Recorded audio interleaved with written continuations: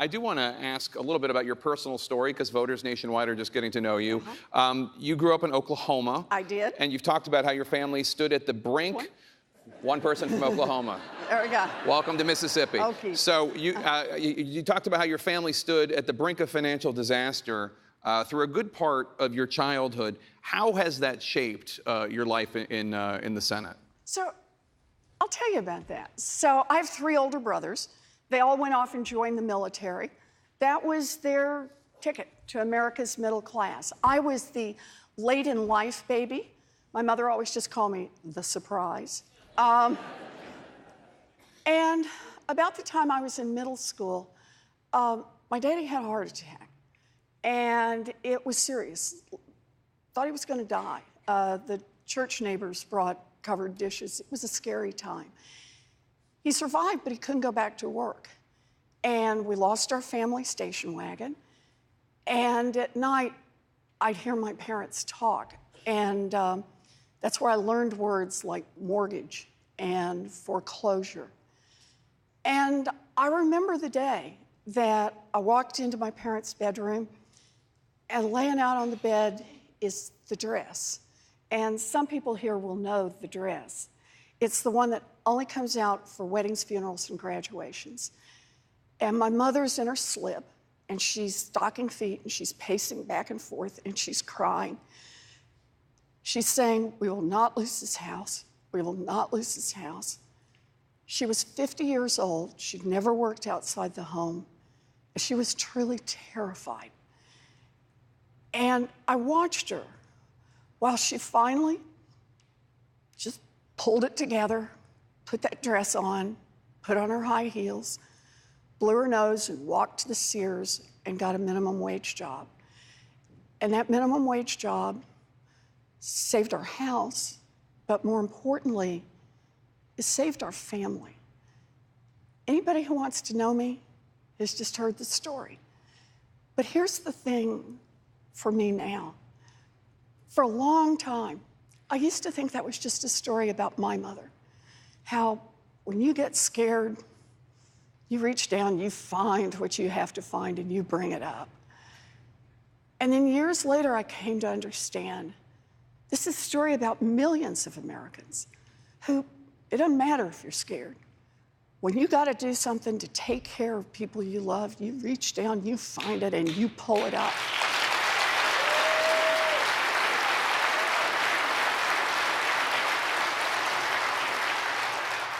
And then it was years later that I came to understand it was also a story about government. Because when this happened to my family, the minimum wage in America would support a family of 3. It would take care of a mortgage, utilities, and put food on the table. Today in America, a full-time minimum wage job will not keep a mama and a baby out of poverty. I am in this fight because I believe that is wrong. You know, it's for me, there's the whole story of why I'm in this fight. Washington once asked the question, at least on minimum wage, what does it take to support a family, to get a little toe in the door? Today, I hear them in Washington. They ask, what will improve the profitability of giant multinational banks? Well, I want a government that doesn't work for giant multinational corporations. I want one that works for little families like mine. I want to bring in LaToya Hubbard. She works for a defense contracting firm here in Mississippi. LaToya? Good evening. Hi, LaToya. Do you have any plans of relieving federally funded, overwhelming student loan debt burdens, being that many middle class and poor individuals obtain those loans to create a better future, but are having issues doing that? Oh, LaToya, the answer is yes. I have got plans to reduce student loan debt. Let me just start here.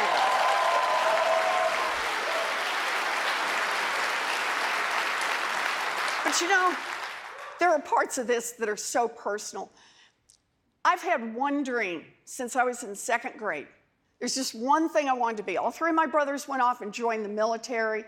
And God bless him. You know what I wanted to be? I wanted to be a public school teacher from the time I was in second grade. Can we hear it for America's public school teachers? Yeah. But you got to have a 4-year diploma to do that. And by the time I graduated high school, my family didn't have the money for a college application, much less to send me off to school. And I have a long and twisty story. Got a scholarship, then I fell in love, got married the first time. And I thought I'd lost it all. I thought I'd given up on that dream. And I found a commuter college, a public college, that cost $50 a semester. And that was my ticket. And I became a special needs teacher. I got to live my dream.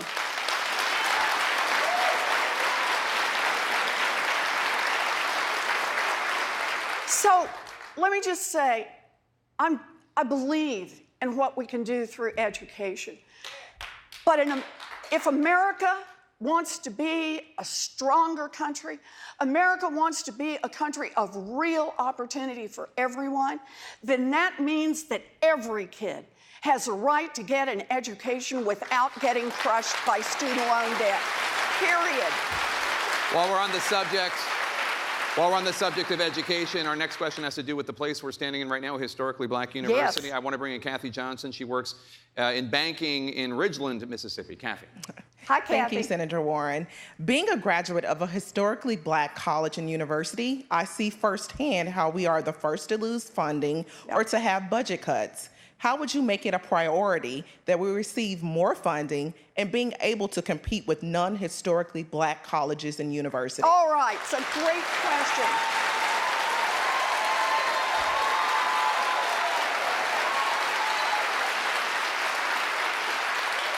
I believe in HBCUs. I just want to say I am the proud recipient of a diploma that was granted to me at Morgan State University. So, as part of their commencement address. So, let me put it this way. What we've got to do is we've got to be willing to invest more in our colleges and universities across the board.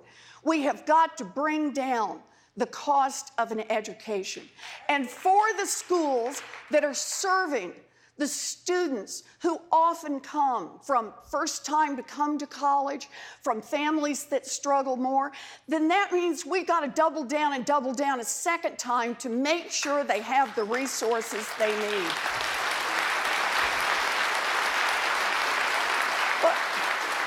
And it's not enough just for somebody to stand here and talk about it generally. I want you to know, I get this one. Right now in America, African American students are more likely to have to borrow money to go to college. They're more likely to borrow more money, and they are more likely to have trouble paying off that debt when they leave college. That is a national disgrace. And part of dealing with our student loan debt burden needs to focus on that specifically. So thank you. It's a good question. Thank you. I want to bring in Brennan Breland. He's a lawyer and officer in the Army Reserves. Brennan. Good evening, Senator.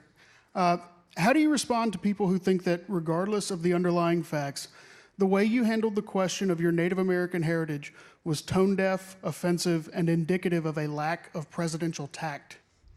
Well, you know, I grew up in Oklahoma. I learned about my family from my family. And based on that, that's just kind of who I am. And I do the best I can with it. You know, there was an investigation. Nothing I ever did or my family played any role in any job I ever got. But I'll tell you this. I have now done 38 town halls in Massachusetts last year, and this is my 32nd town hall since January. And what I've discovered is that people care a lot about what's happening to their lives every single day. And what touches them, like housing and education and health care, that's the kind of reason that I'm in this fight. And I'm going to stay in this fight. And I'll tell you this, I'm going to fight it from the heart every inch of the way. I'll do my best.